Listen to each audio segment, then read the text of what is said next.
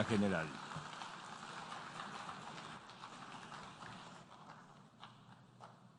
Bismillah ar-Rahman ar-Rahim.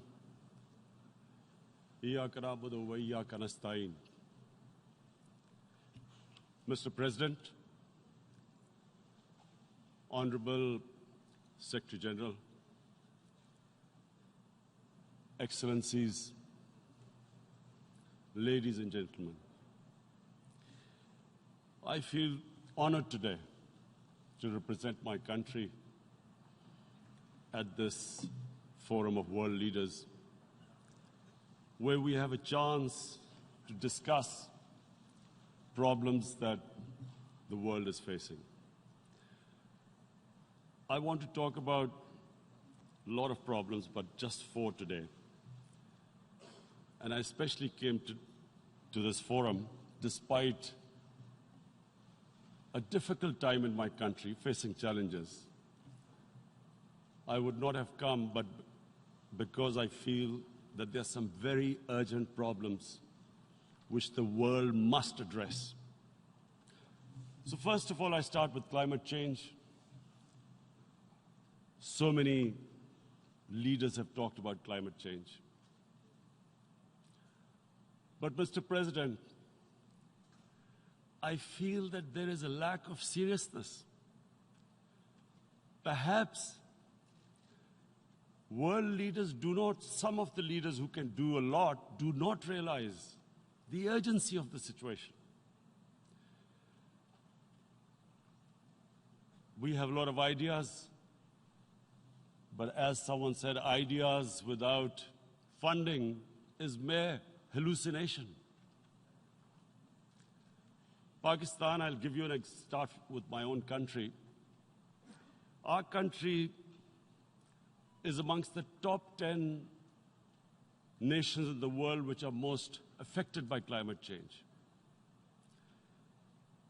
We depend upon our rivers. We are mainly an agricultural country.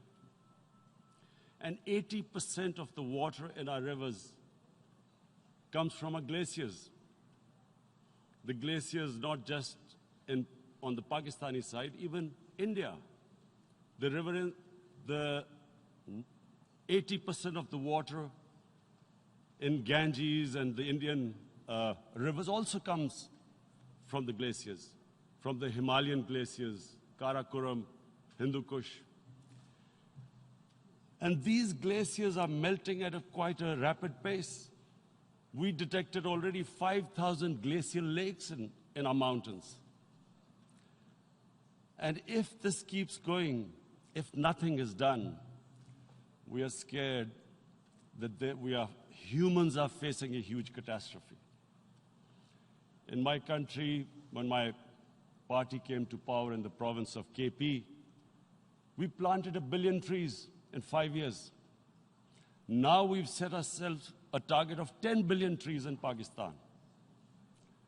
Idea being to counter the effects of global warming. But one country cannot do anything. This has to be a combined effort of the world.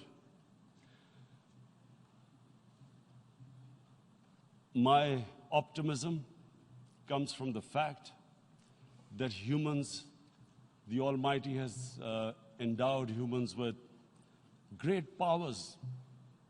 We can do anything, provided our survival instinct is stirred up. And this is really what I hope that the United Nations will take a lead in this. There must be more emphasis. Richer countries must be pushed. Countries that are responsible for, mainly are responsible for greenhouse gas emissions. They must be pushed because our country contributes minuscule amount to greenhouse gases. So I feel that the United Nations must take leadership in this. My second issue for me right now is even more critical. Mr. President, every year, billions of dollars leave the poorer countries and go towards rich countries. Billions of dollars siphoned off by the ruling elites of the developing world. And they find their way into Western bank accounts, offshore accounts, tax havens, expensive properties hidden behind companies bought in Western capitals. Mr. President, this is devastating the developing world. This is causing more poverty, deaths. It's impoverishing the developing world. The difference between rich and poor countries is growing because of this. Money laundering, which happens because money leaves the poorer countries into rich countries, is not treated the same as, for instance, money from drugs or terror financing. The seriousness which terror financing and money from drugs, the way it is treated, it's not the same. The way the poor countries are being plundered by their elites. It's not happening. In my country, when I took charge of our government a year back, in the 10 years preceding that, our total debt went up 4 times. The debt we had accumulated in 60 years, just in 10 years, it went up 4 times. As a result, the total revenue we collected in 1 year, half of it went into debt servicing. How are we going to spend money on our human beings, 220 million people, when half the money is going into debt servicing? Because our country was plundered by the elites, the ruling elite. And easily they could get the money out. And when, Mr. President, we located properties in Western capitals bought by this money through corruption and money laundering, located the properties of these corrupt leaders, we find it so difficult to retrieve it. That money, if we retrieved that money, we could spend on our human beings. But it's so difficult. The laws protecting these criminals. We do not have the sort of money to have expensive lawyers and spend millions and millions of dollars. We need help from the rich countries. And, Mr. President, it's critical. The rich countries must show political will. They cannot allow this to happen. How can the poor countries spend money on human development, which the United Nations asks, SDG?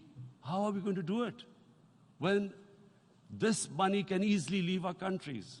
So, unless the rich countries intend to build walls to stop economic refugees coming as we see right now, they must take action.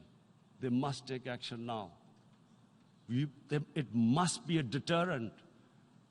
Corrupt ruling elites should not be able to take money out easily and park it into foreign bank accounts and into these properties abroad. And I never understand why. Why do we have these tax havens? Why is this allowed? Why shouldn't rich people pay taxes? Why is it legal to have these tax havens where you have these secret accounts? Because, the world is changing. The population of the world is growing.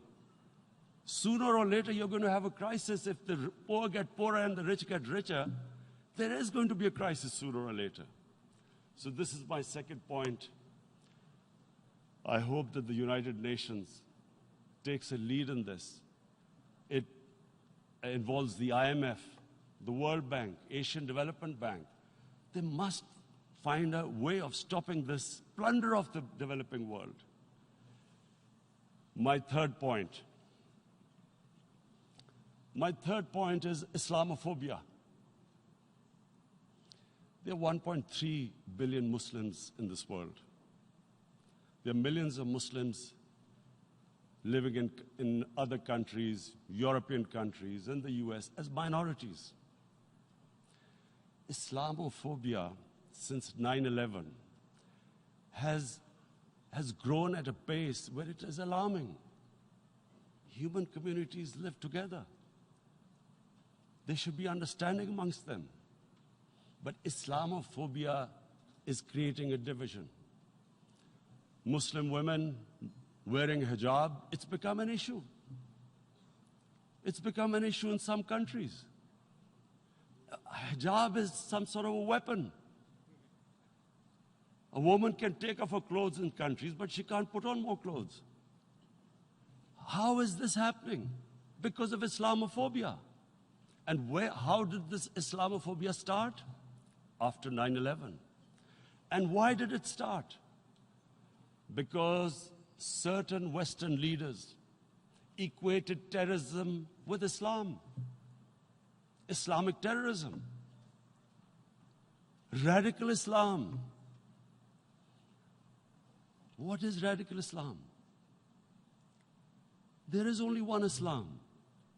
And that is the Islam we follow of Prophet Muhammad sallallahu alaihi wasallam. There is no other Islam. Radical Islam, Islamic terrorism, what message did they send to people in the West?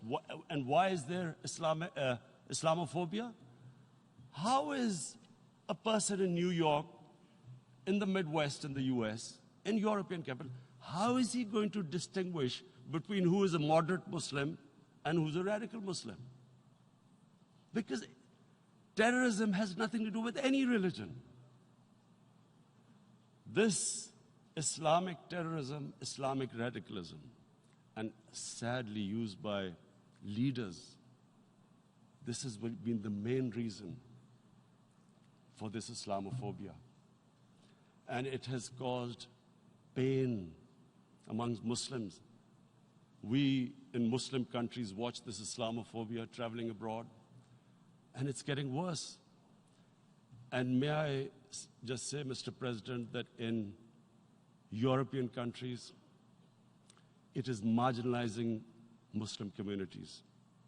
And we all know that marginalization leads to radicalization. Some of the people who ended up as militants in Syria and other places were from marginalized Muslim communities. And my point here is that we must address this issue. I'm sad to say that we Muslim leaders have not addressed this issue either. After 9/11, when this thing came about war against radical Islam, rather than Muslim leaders trying to explain to the West that there is no such thing as radical Islam, in all human communities, they are radicals. They're liberals and rest are moderate. All human communities, Christians, Jews, everyone has it. But Islam is not radical, neither Judaism, neither Christianity, neither Hinduism. No religion preaches radicalism. The basis of all religion is compassion and justice, which differentiates us from the animal kingdom. But unfortunately, the Muslim leadership was so scared of being called radical Islam that all of them became moderates. In Pakistan, we were in the eye of the storm, and our government coined a phrase called enlightened moderation. No one knows what it meant. But everyone started putting on Western suits that they were moderates, started speaking. Even those who didn't know English would speak English because they were moderates. No one had a clue what it was. Because we, in the Muslim world, did not explain to the West that there is no such thing as radical Islam.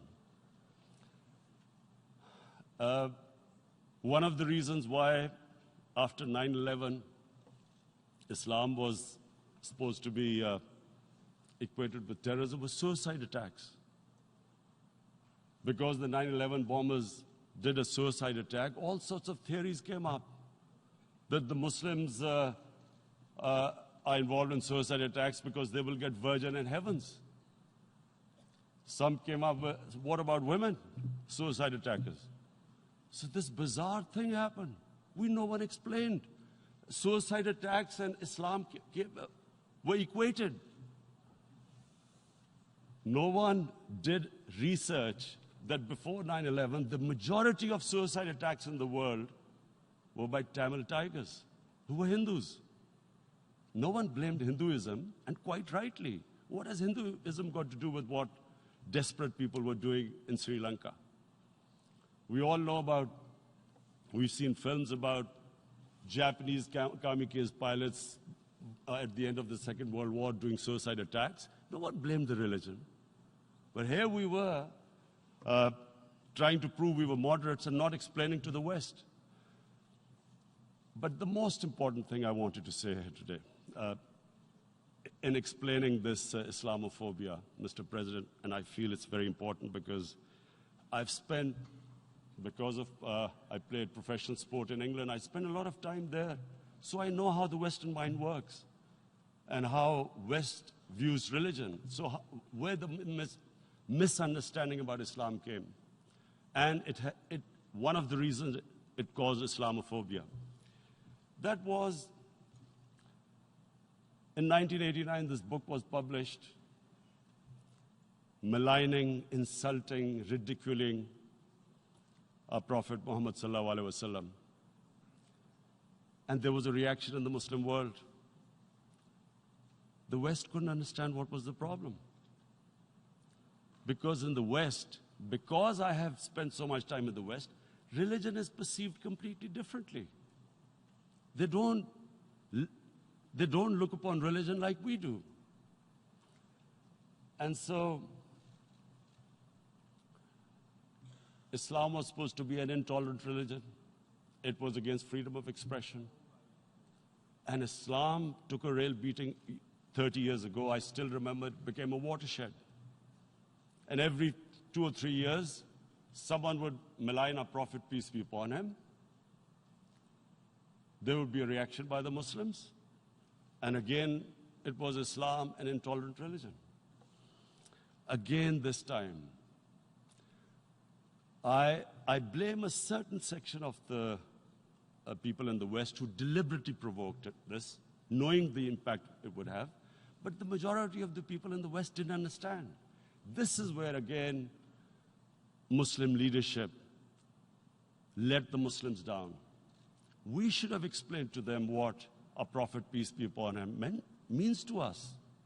So in 1 minute, I'll try and explain what he means to us.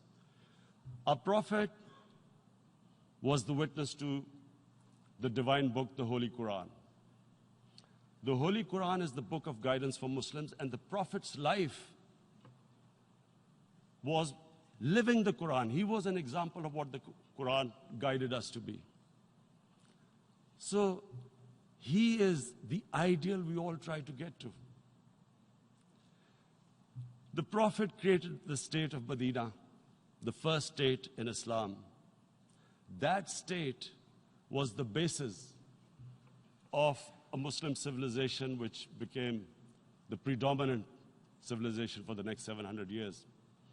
And what was that state? I hear such strange things about Islam, that it is against women, it's against minorities. The first state of Islam in Medina, it was the first time a welfare state was set up. The state took responsibility of the weak, widows, orphans, poor people, handicapped. It taxed the rich, spent the money on the poor. The state announced that all human beings are children of Adam, hence equal, whatever the color of their skin.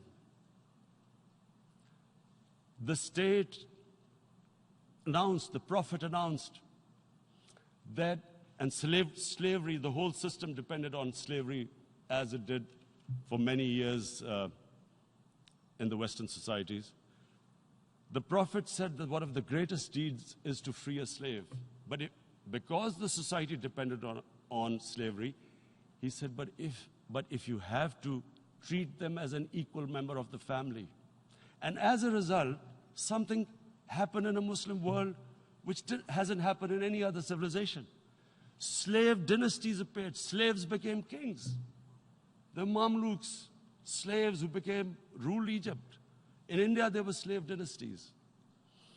And then, with minorities, again, you hear that Islam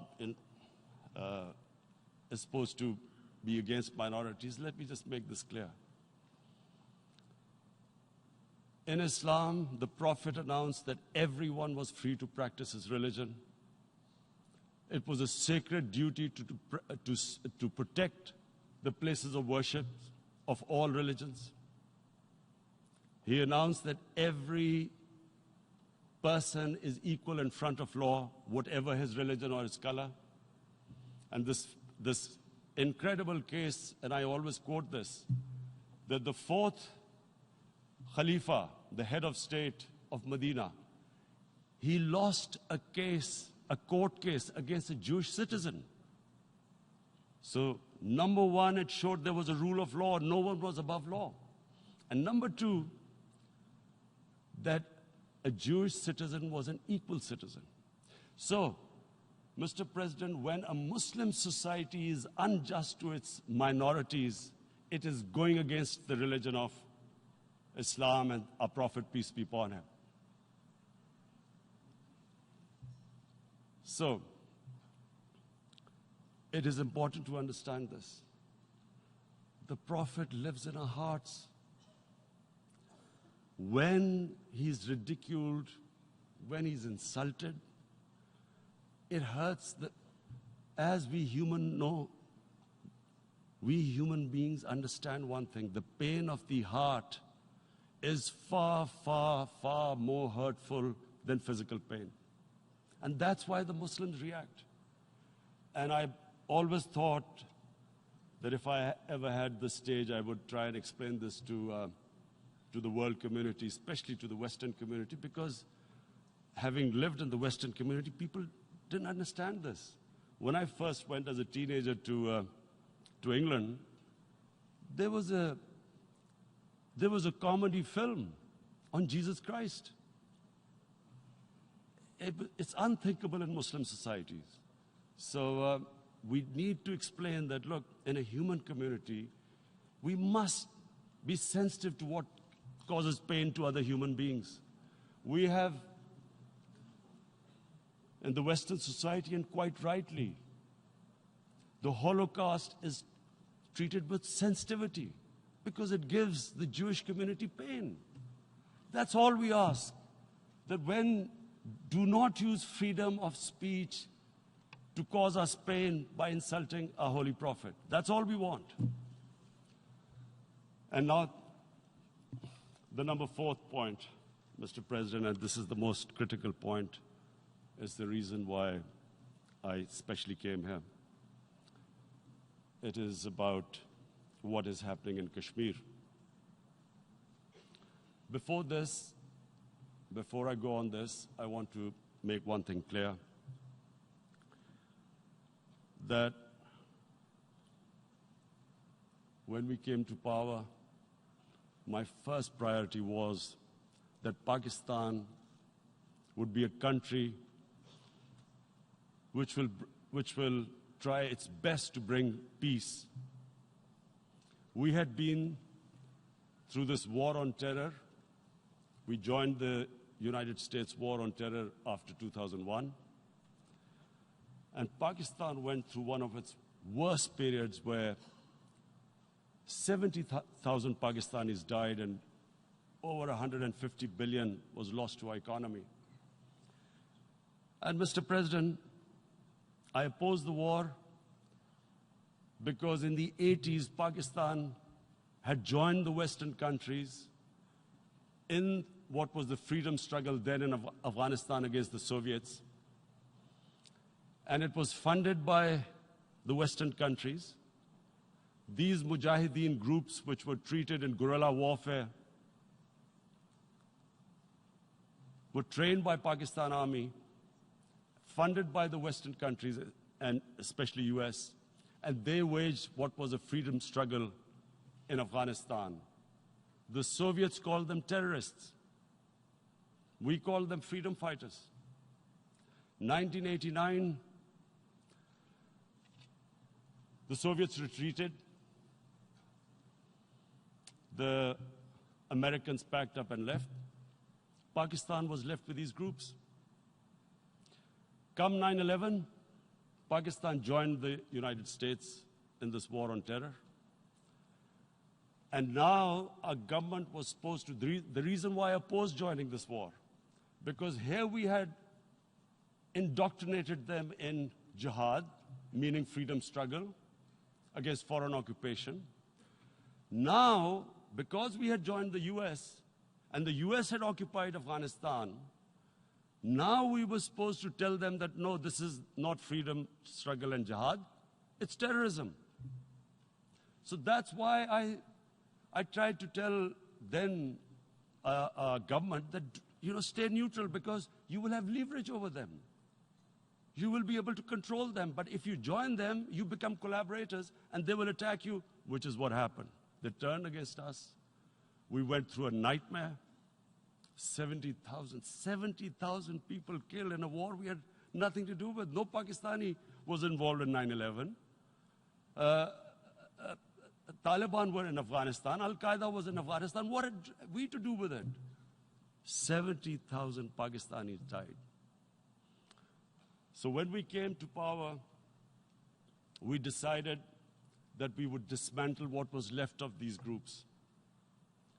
And this decision was taken not just by us, but by all the political parties in Pakistan. Unfortunately, they didn't implement it. So we came to power, we decided to implement it, and we dismantled whatever was left of the groups. And I know that India keeps accusing us that there are these groups there. I would like the United Nations to send observers, see for themselves what we've done. No Pakistani government would have dared to do this because it would have created strife. But we decided that there would be no militant organizations in Pakistan. So I need to give you this background and to what I'm going to say later on. And secondly, we started mending fences. I invited the Afghan president. We developed a relationship with Afghanistan. We had problems with Iran. We mended fences there. And then India. Now let me just give you a little background about my relationship with India. Because of cricket, and cricket being it's a passion in the subcontinent, I had great following in India. I have friends in India, and I loved going to India. So immediately, when my party came to power, the first thing we did was to immediately reach out to India. And I spoke to President Modi, and I said, look, we have similar problems. Climate change, poverty. Let's get together. Let's resolve our differences through trade. Let's build a relationship on trust. Prime Minister Modi told me that, there were terrorist attacks from Pakistan. I said, we have problems with you. There are terrorist attacks which we know are instigated by India in Balochistan. We caught a spy, Kulbhushan Yadav, who admitted what the sabotage going on in Karachi and Balochistan. So we said, look, let's leave that behind. Let's move forward. Our main priority should be our people. The highest number of poor people live in the Indian subcontinent. Unfortunately, didn't make any headways. Our foreign minister was supposed to meet on this in the UNGA last year. India cancelled it. We thought that it's their election coming up. It's a nationalist, ultra-nationalist party. It doesn't want to cozy up to Pakistan. So we thought, okay, we'll wait till the elections. Meanwhile, a 20-year